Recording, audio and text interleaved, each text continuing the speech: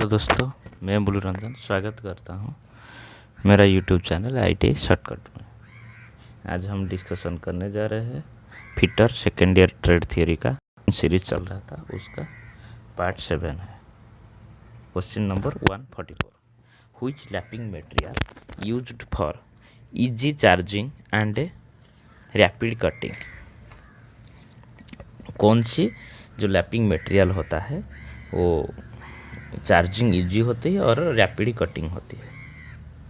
तो ऑप्शन में है cast iron, copper and brass, close grained iron, option D white cast iron.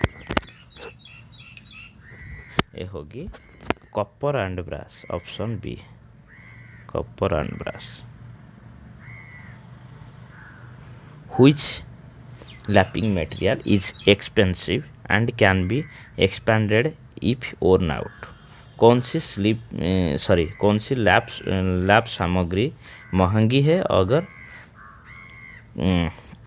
खराब हो जाती है तो इसका विस्तार किया जा सकता है। ऑप्शन में है brass, cast iron, lead, bronze. Lead, option C lead. Which type of abrasive material is externally hard and used in lapping for heavy stock removal। कठोरीकृत स्टील और भारी स्टॉक हटाने के लिए किस प्रकार का अपघर्षक सामग्री का उपयोग किया जाता है।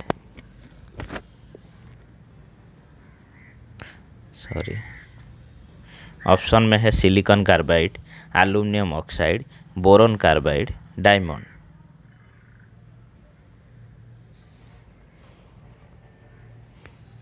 या सिलिकॉन कार्बाइड, ऑप्शन ए। देखो सिलिकॉन कार्बाइड जो है वो हार्ड है, ठीक है। Which abrasive is used for lapping dies and gauges. कौन सा अपघर्षक डाई और गेज की लैपिंग के लिए उपयोग किया जाता है। ऑप्शन में है boron carbide, silicon carbide, diamond, aluminium.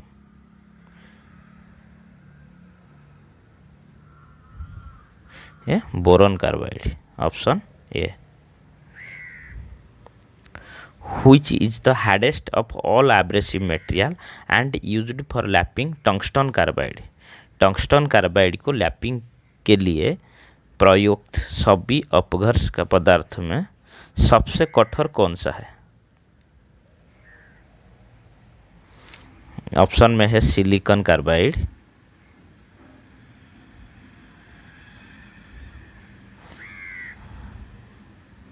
Boron carbide, diamond, aluminium oxide. इसमें क्या होगी, डायमंड हमारा जो हीरा है वो सबसे हार्डेस्ट है।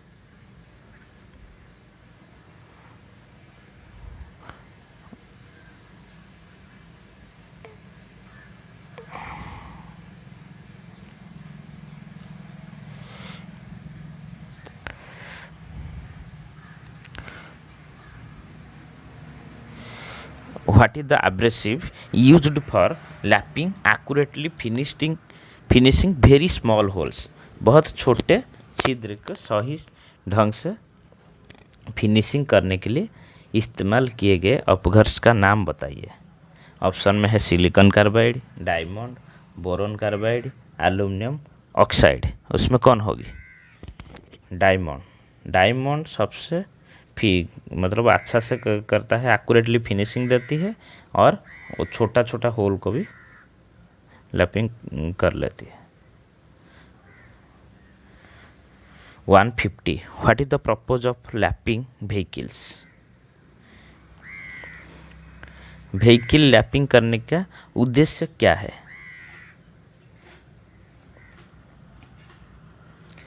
Option A regulate cutting action and lubricate surface. क्या, regulate cutting action and lubricate surface.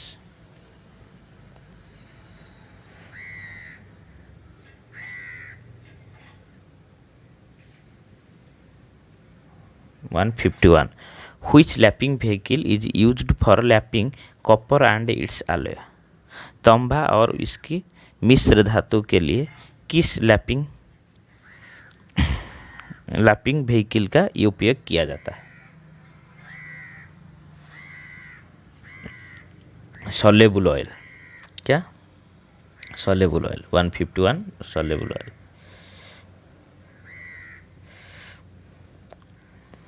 What is the purpose of lapping tool?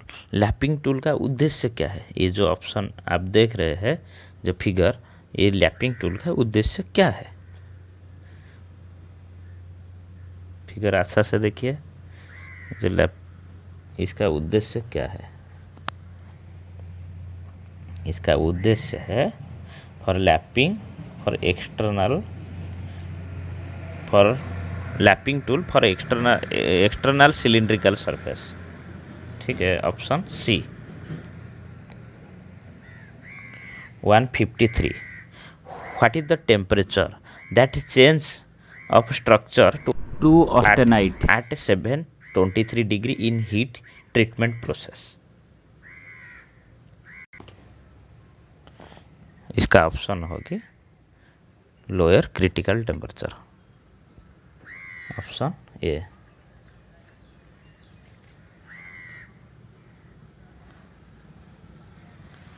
What is the process if hot steel is cooled slowly and old structure is retained and it will have fine grains that make it easily machined? यदि गर्म steel को धीरे धीरे ठंडा किया जाता है तो पुरानी संरचना को बनाए रखने जाता है और इसका बारीक ग्रेन होती है जो उस मशीनिंग करने के लिए योग बना देता है।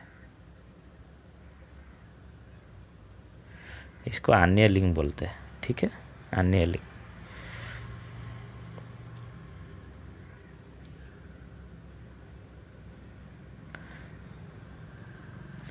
What is the name if hot steel cooled rapidly to form a new structure? एक नए संरचना बनाने के लिए तेज से ठंडा होने वाली गर्म स्टील का नाम क्या है?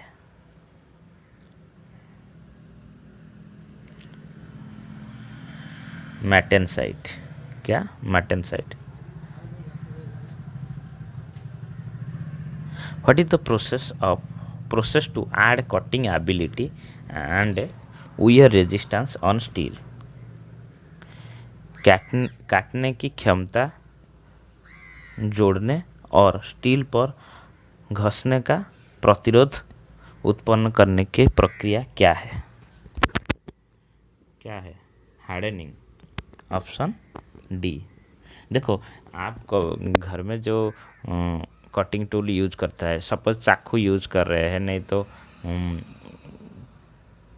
जो काटने के लिए, पेड़ काटने के लिए जो कुल्हाड़ी का यूज किया जाता है, वो सब आप देखे होंगे। घर बोल रहे होंगे जाओ इसको थोड़ा पानी पिला के लेके आ जाओ। पानी मतलब उसको गर्म करके पानी पिलाओ, मतलब गर्म करके पानी में रैपिडली ठंडा किया जाता है, तो उसमें क्या होता है? स्टील हार्ड हो जाता है। आप देखे होंगे रोड साइड में जो फोर्जिंग शॉप होता है, फोर्जिंग शॉप में क्या किया जाता है? आपका जो कोदाल हो गया, सब घर में जो यूज किया जाता है, उसको जाकर हार्डनिंग करके लेके आते हैं।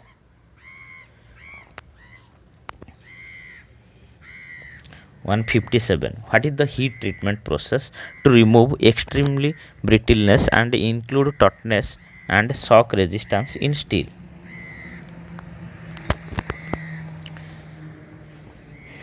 इसको टेम्परिंग बोलते हैं। टेम्परिंग हार्डनिंग के बाद किया जाता है। ठीक है।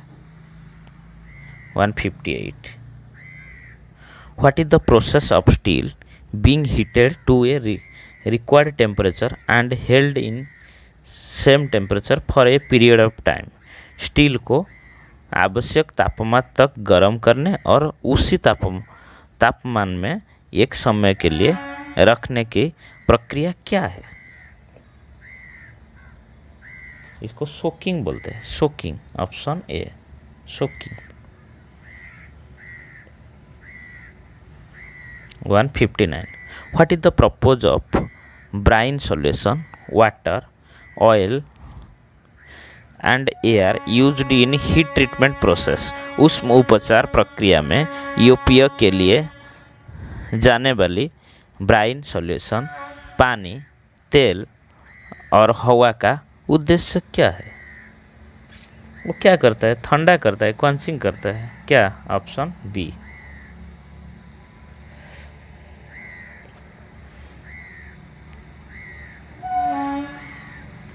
What quenching media is used for special alloy steel? विशेष मिश्र धातु का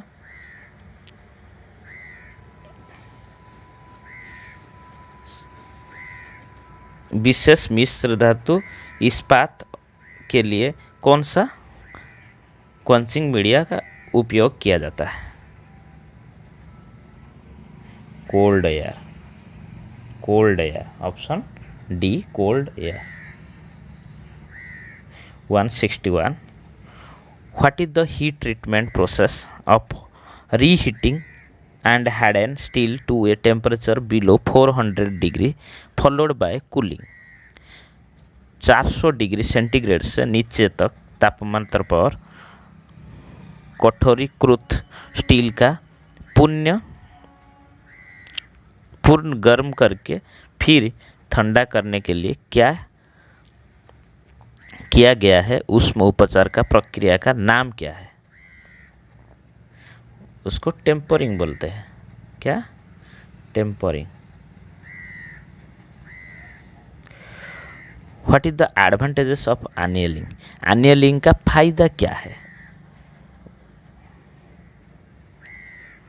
to relieve internal stress, to relieve internal stress, आंतरिक तनाव का दूर करने के लिए क्या यूज? एनियलिंग आंतरिक का जो तनाव उसको दूर कर देता है। Sorry.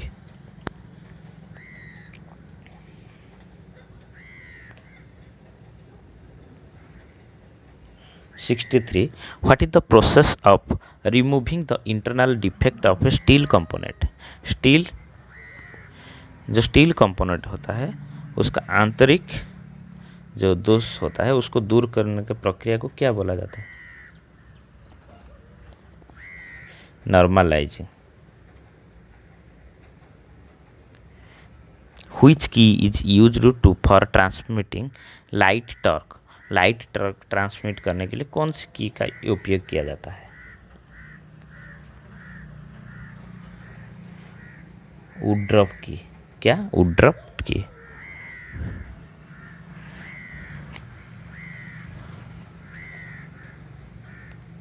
How mechanical properties of steel like strength, toughness, ductility are affected? Steel का यांत्रिक गुण जैसे